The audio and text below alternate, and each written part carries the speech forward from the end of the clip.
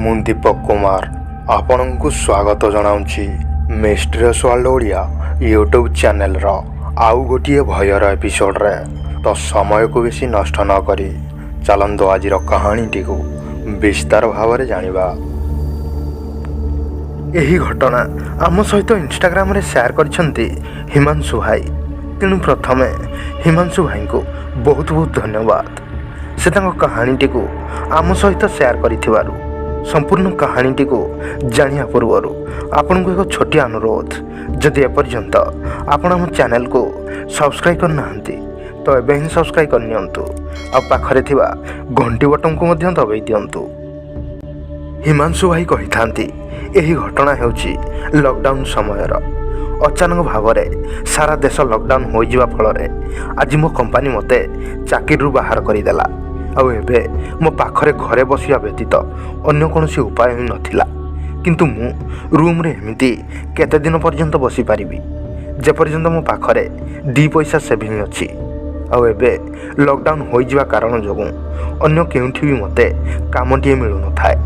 ତେଣୁ ମୁଁ ଶେଷରେ ନିଷ୍ପତ୍ତି ନେଲି ଗାଁକୁ ଫେରି ଆସିବା ପାଇଁ। ତା ପରଦିନ ସକାଳେ ମୁଁ ମୋ ସାଇକେଲ ଧରି ବାହାରି ପଡ଼ିଲି ମୋ ଗାଁ ଓଡ଼ିଶାକୁ ଆସିବା ପାଇଁ। ମୋ ଗାଁ ନାଗପୁର ଠାରୁ ପାଖାପାଖି 800 କିଲୋମିଟର ଦୂର ହେବ। ଏତେ ଦୂର ସଫର କରିବାଟା, ତାହା ପୁଣି ସାଇକେଲରେ, ମୋ ପାଇଁ ତ ଗୋଟିଏ ଜୀବନ ମରଣର ପରୀକ୍ଷା ଥିଲା।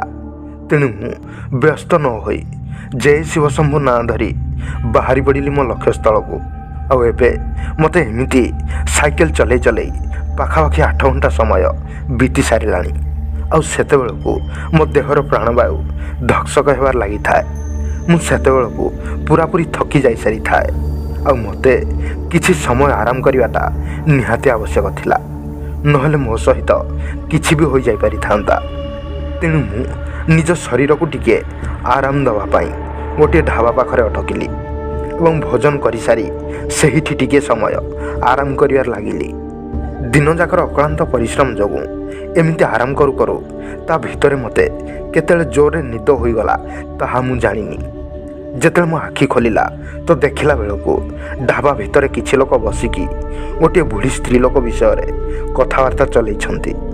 ଆଉ ସେ ବୁଢ଼ୀ ସ୍ତ୍ରୀ ଲୋକଟି କିଛି ଦୂର ଆଗରେ ପଡ଼ୁଥିବା ଜଙ୍ଗଲ ରାସ୍ତାରେ ବାସ କରି ରହୁଛି। ଆଉ ବେଳେବେଳେ ସେହି ରାସ୍ତାରେ ଯାତାୟାତ କରୁଥିବା ଲୋକମାନଙ୍କର ସମ୍ମୁଖକୁ ମଧ୍ୟ ଆସିଯାଇଥାଏ। ତେଣୁ ମୁଁ ନିଦରୁ ଉଠିପଡ଼ି ସେମାନଙ୍କର ସମ୍ପୂର୍ଣ୍ଣ କଥାଗୁଡ଼ିକୁ ଶୁଣିବାରେ ଲାଗିଲି ଏବଂ ତା ପରଦିନ ସକାଳୁ ସକାଳୁ ସାଇକେଲ ଧରିକି ବାହାରି ପଡ଼ିଲି ଘରେ ପହଞ୍ଚିବା ଲକ୍ଷ୍ୟରେ। ଏମିତି ସାଇକେଲ ଚଲେଇ ଚଲେଇ ମୁଁ ଜାଣିପାରିଲିନି ଯେ କେତେବେଳେ ଦିନ ଯାଇ ଆସି ରାତି 7ଟା ବାଜିଗଲାଣି ବୋଲି। ଆଉ ଏବେ ମୁଁ ଗୋଟିଏ ସୁନସାନ ରାସ୍ତାର ମଝାମଝିରେ ଫସି ଯାଇଥାଏ।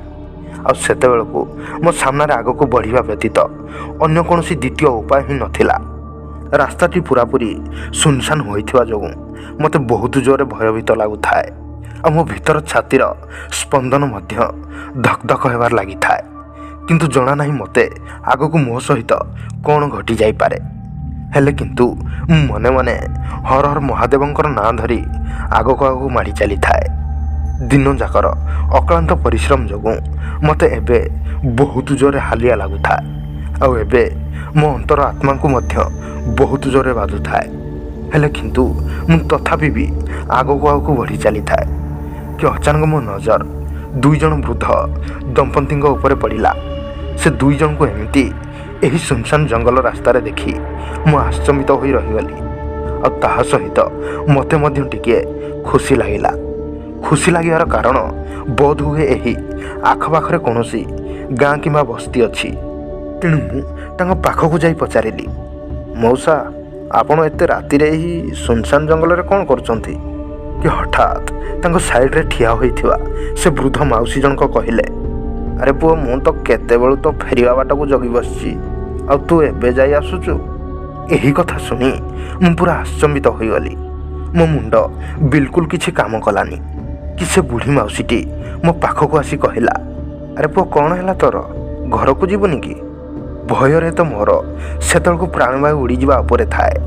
କାହିଁକି ନା ଏତେ ରାତିରେ ଏହି ସୁନସାନ ସଡ଼କ ଉପରେ ପ୍ରକୃତରେ ଏଇ 2 ଜଣ କିଏ ଏବଂ ଏମାନେ ମୋ ଆସିବାର ଅପେକ୍ଷା କ'ଣ ପାଇଁ କରିଥିଲେ?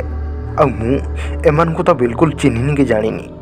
କି ଅଚାନକ ସେ ବୃଦ୍ଧ ମଉସା ଜଣକ କହିଲେ, ପୁଅ ଏଇ ପାଖରେ ଆମ ଘର, ତମେ ଏଠାରେ ରାତି ଆରାମ କରିନିଅ, ସକାଳ ପାଇଲେ ଘରକୁ ଚାଲିଯିବ। ଏହି କଥାଟି ତାଙ୍କ ମୁହଁରୁ ଶୁଣିବା ପରେ ଯାଇ ମୋ ଦେହରେ ଜୀବନ ପଶିଲା। ଆଉ ସେତେବେଳକୁ ମୋ ପାଖରେ ଅନ୍ୟ କୌଣସି ଉପାୟ ହିଁ ନଥିଲା ତାଙ୍କ ସାଙ୍ଗରେ ଯିବା ବ୍ୟତୀତ। କାହିଁକିନା ଏହି ଜଙ୍ଗଲ ଭରା ରାସ୍ତାରେ ଜଣା ନାହିଁ ଆଗକୁ ମୋ ସହିତ କ'ଣ ବି ଘଟି ଯାଇପାରେ। ତେଣୁ ମୁଁ ତାଙ୍କ କଥା ମାନି ଶେଷରେ ତାଙ୍କ ଘରକୁ ଚାଲିଗଲି ଟିକେ ଆରାମ କରିବା ପାଇଁ। ତାଙ୍କ ଘରର ଆଖପାଖରେ ଅନ୍ୟ କୌଣସି ଗୋଟିଏ ଘର ବି ଦେଖିବାକୁ ମିଳୁନଥାଏ।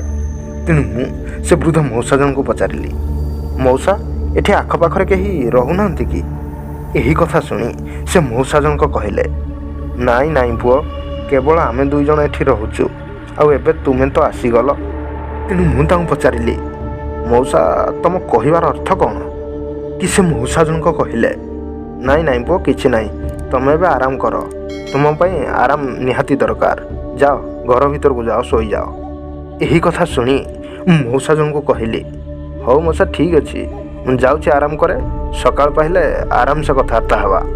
ତେଣୁ ମୁଁ ଏତିକି କହିସାରି ବିଛଣାକୁ ଆସିଯିବା ପରେ କେତେବେଳେ ମୋର ଆରାମଦାୟକ ନିଦ ହୋଇଗଲା ତାହା ମୁଁ ଜାଣିନି। କିନ୍ତୁ ଯେତେବେଳେ ସକାଳ ପାହିଲା ଦେଖିକି ମୋ ଆଖି ଖୋଲାକୁ ଖୋଲା ରହିଗଲା। କାହିଁକିନା ମୁଁ କୌଣସି ଘର ଭିତରେ ଶୋଇନଥିଲି, ବରଂ ଗୋଟିଏ ଗଛ ତଳେ ଆରାମରେ ଶୋଇଥାଏ। ଆଉ ସେଠାରେ କେହି ବି ନଥିଲେ, ନା ଥିଲା ସେ ଘର, ନା ଥିଲେ ସେ ବୃଦ୍ଧ ମଉସା ମାଉସୀ। ତେଣୁ ମୁଁ ସଙ୍ଗେ ସଙ୍ଗେ ମୋ ସାଇକେଲକୁ ଧରି ବାହାରି ପଡ଼ିଲି ମୋ ଲକ୍ଷ୍ୟସ୍ଥଳରେ ପହଞ୍ଚିବା ପାଇଁ। ସେଠାରୁ ଏମିତି କିଛି ବାଟ ଆଗକୁ ଆସିବା ପରେ ରାସ୍ତାରେ ଗୋଟିଏ ଟ୍ରକ୍ବାଲା ମୋତେ ଆବାଜ ଦେଇକି କହିଲା, ରେ ଓ ଭାଇ କୁଆଡ଼େ ଯାଉଛ? ତେଣୁ ମୁଁ ସେ ଟ୍ରକ୍ବାଲାକୁ କହିଲି, ଭାଇ ମୁଁ ମୋ ଗାଁକୁ ଯାଉଛି, ନୋହରପାଲି। ତେଣୁ ସେ ଟ୍ରକ୍ ଡ୍ରାଇଭର ଜଣକ କହିଲା, ହଁ ଭାଇ ମୁଁ ଜାଣିଛି ତମେ ତମ ଗାଁକୁ ଯାଉଛ, କିନ୍ତୁ ତାହା କୁଆଡ଼େ? ତେଣୁ ମୁଁ ତାଙ୍କୁ କହିଲି, ଆରେ ଭାଇ ଓଡ଼ିଶାରେ, ମୁଁ ଏବେ ଓଡ଼ିଶାକୁ ଯାଉଛି। ତେଣୁ ସେ ଟ୍ରକ୍ ଡ୍ରାଇଭର ଜଣକ ମୋତେ ପ୍ରତ୍ୟୁତ୍ତର ଦେଇ କହିଲା, ଆରେ ଭାଇ ଇଏ ତ ବହୁତ ଦୂର ହେବ, ତୁମେ ଗୋଟେ କାମ କର, ସାଇକେଲକୁ ଟ୍ରକ୍ରେ ରଖିଦେଇ ମୋ ପାଖରେ ଆସି ବସିଯାଅ। ତେଣୁ ମୁଁ ସାଇକେଲକୁ ଟ୍ରକ୍ର ଡାଲାରେ ରଖିଦେଇ ଯାଇକି ଟ୍ରକ୍ ଡ୍ରାଇଭରର ପାଖ ସିଟ୍ରେ ବସିଗଲି। କିଛି ସମୟ ପରେ ଯେତେବେଳେ ଟ୍ରକ୍ ଡ୍ରାଇଭର ଜଣକ ମୋତେ ପଚାରିଲା, ଆରେ ଭାଇ ତମେ କେଉଁଠାରୁ ଆସୁଛ? ତେଣୁ ମୁଁ ତାଙ୍କୁ ଟିକେ ଡରି ଡରି କହିଲି, ହଁ ଭାଇ ଏଇ ନାଗପୁରରୁ ଆସୁଛି। ମୋ କଥା ଶୁଣି ଟ୍ରକ୍ ଡ୍ରାଇଭର ଜଣକ କହିଲା, ଭାଇ ତମେ ଏତେ ଡରୁଛ କାହିଁକି? ତମ ପାଟି ବାଉଳି ହେଉଛି, କ'ଣ ହେଲା କି ତମ ସହିତ? ତେଣୁ ମୁଁ ତାଙ୍କୁ ଗୋଟି ଗୋଟି କରି ସବୁ କଥା କହିଲି। ମୋ କଥା ଶୁଣି ଡ୍ରାଇଭର ଜଣକ ହସିବାର ଲାଗିଲା ଏବଂ ମୋତେ କହିଲା, ଭାଇ ତୁମ ଭାଗ୍ୟ ଭଲ, ଏଥିପାଇଁ ତୁମ ହାବୁଡ଼ରେ ସେ ବୁଢ଼ା ମା' ବାପା 2 ଜଣ ମିଳିଲେ, ନହେଲେ ଏଇ ଜଙ୍ଗଲ ରାସ୍ତା ବହୁତ ଖତରନାକ। ରାତ୍ରି ସମୟରେ ଏହି ରାସ୍ତାରେ ଏକୁଟିଆ ଯିବା ପାଇଁ କାହାର ବି ସାହସ ହୋଇନଥାଏ। ଆଉ ତୁମକୁ ଯେଉଁମାନେ ରାସ୍ତାରେ ମିଳିଲେ ସେମାନେ ହେଉଛନ୍ତି ପୁଣ୍ୟ ଆତ୍ମା। ତେଣୁ ମୁଁ ତାଙ୍କୁ କହିଲି, ଭାଇ ଆତ୍ମା? ଏହି କଥା ଶୁଣି ମୋର ତ ପୁରା ହୋସ ଉଡ଼ିଗଲା। ତେଣୁ ତାପରେ ଡ୍ରାଇଭର ଜଣକ ମୋତେ କହିଲେ, ହଁ ଭାଇ ଆତ୍ମା, ଏହି 2 ଜଣଙ୍କର ବି ଗୋଟିଏ ଦୁଃଖଭରା କାହାଣୀ ଅଛି। ପ୍ରକୃତରେ ସେ ବୃଦ୍ଧ ବାପା ମା' 2 ଜଣଙ୍କୁ ତାଙ୍କ ପୁଅ ଆଣି ଏହି ଜଙ୍ଗଲ ମଝିରେ ଛାଡ଼ି ଦେଇଥିଲା। ଖାଦ୍ୟପେୟ ଅଭାବରେ କିଛି ଦିନ ଏମିତି ଜଙ୍ଗଲ ଭିତରେ ରହି ସେ ବୃଦ୍ଧ ବାପା ମା' 2 ଜଣଙ୍କର ମୃତ୍ୟୁବରଣ ହୋଇଯାଇଥିଲା। କିନ୍ତୁ ଆଜି ବି ସେ ବୃଦ୍ଧ ବାପା ମା' 2 ଜଣ ତାଙ୍କ ପୁଅର ଫେରିବା ବାଟକୁ ଜଗି ବସିଥାନ୍ତି ଏବଂ କେବେ କେବେ ସେ 2 ଜଣ କାହାକୁ ବି ଦେଖିବାକୁ ମିଳିଯାଇଥାନ୍ତି ଏବଂ ତାପରେ ସେ ତାଙ୍କ ଘରକୁ ଚାଲି ଯାଇଥାନ୍ତି। ଏହି କଥା ଶୁଣି ମୁଁ ଭଗବାନଙ୍କୁ ବହୁତ ବହୁତ ଧନ୍ୟବାଦ ଦେଲି ଏବଂ କହିଲି, ହେ ପ୍ରଭୁ ତାଙ୍କ ଆତ୍ମାକୁ ଶାନ୍ତି ଦିଅ ଏବଂ ମୁଁ କେମିତି ବି ହେଉ ଭଲରେ ଭଲରେ ଆସି ଘରେ ପହଞ୍ଚିଗଲି। ସେଦିନ ରାତିରେ ଯଦି ସେମାନେ ମୋତେ ସେଠି ନ ଅଟକାଇଥାନ୍ତେ ତ ମୋର ଆଗରେ କ'ଣ ଘଟିଥାନ୍ତା ତାହା ବି ମୁଁ ଜାଣିନି।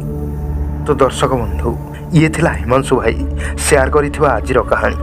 ଯଦି କାହାଣୀଟି ଆପଣଙ୍କୁ ପସନ୍ଦ ଲାଗିଥାଏ ଭିଡ଼ିଓକୁ ଲାଇକ୍ କରିବା ସଙ୍ଗେ ସଙ୍ଗେ ନିଜ ସାଙ୍ଗସାଥୀଙ୍କ ସହ ସେୟାର କରନ୍ତୁ। ଆଉ ଭବିଷ୍ୟତରେ ଏହିଭଳି ଭୟଙ୍କର କାହାଣୀ ଗୁଡ଼ିକ ସର୍ବପ୍ରଥମେ ଶୁଣିବା ପାଇଁ ତଳେ ଥିବା ଲାଲ କଲର୍ ସବସ୍କ୍ରାଇବ୍ ବଟନକୁ ଅନ୍ କରି ପାଖରେ ଥିବା ଘଣ୍ଟି ବଟନକୁ ଦବାଇ ଦିଅନ୍ତୁ। ତ ଦର୍ଶକ ବନ୍ଧୁ, ଆଜି ପାଇଁ ଏତିକି। ପୁଣି ଦେଖା ହେବ ଗୋଟିଏ ନୂଆ ଏପିସୋଡ଼ରେ। ସେ ପର୍ଯ୍ୟନ୍ତ ବିଦାୟ ଦିଅନ୍ତୁ। ଧନ୍ୟବାଦ।